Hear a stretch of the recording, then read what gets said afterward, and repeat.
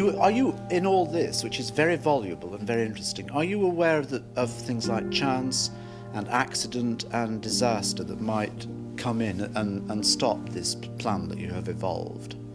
I mean, you seem to me to have everything neatly sorted out, and it's very enviable. You think I have it too planned? No, I'm not saying you have it too planned. Well, see, I do think we have a choice in what our lives are going to be like, you see? We don't have a chance about what's going to hit us when we don't Okay, know. let me tell you this. My impression, I have a certain, I guess, positiveness about my life, but I realize that every time I create a positive thought in my mind, also I create a negative thought. It's just like, I'm going to be very successful. My mind said, oh, no, you're not, you know? Okay, so since I create positive and negative, it's which one I give the most attention that is powerful. When I think positive constantly, it's very powerful and it controls me.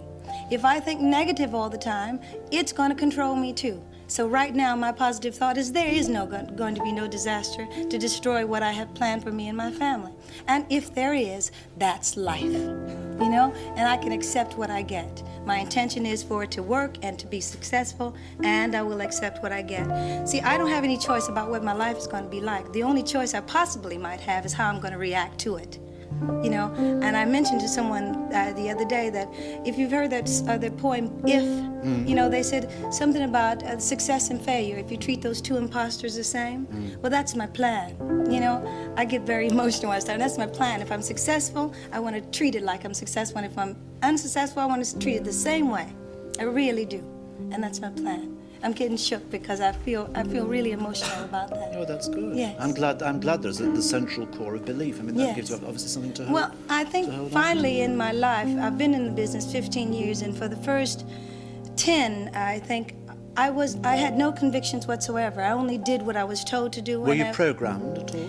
Well, I guess you really are. I guess most of us are programmed. I'm sure you're programmed every time the tube goes on, you know what I mean, and your letters and what have you. But I know that I've gotten to the point that what works for me, and I notice that it works for me, is for me to be totally honest. Yeah. And honestly, that's what I feel right now. Tomorrow it may change. I don't know what my future's like.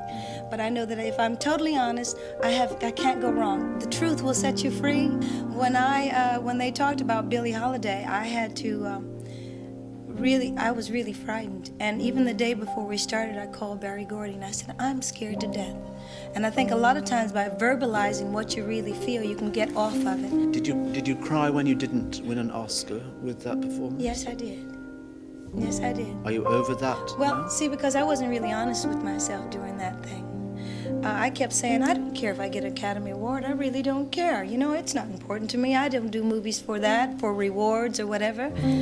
And then when they said someone else's name, it really hurt me. And what I really realized is that it was important for me to win that. I wanted to. Were you there? Yes, I was there. I was holding on to my husband on this side and Barry Gordy on this side. And I tried to hold the tears back, but I just couldn't, you know.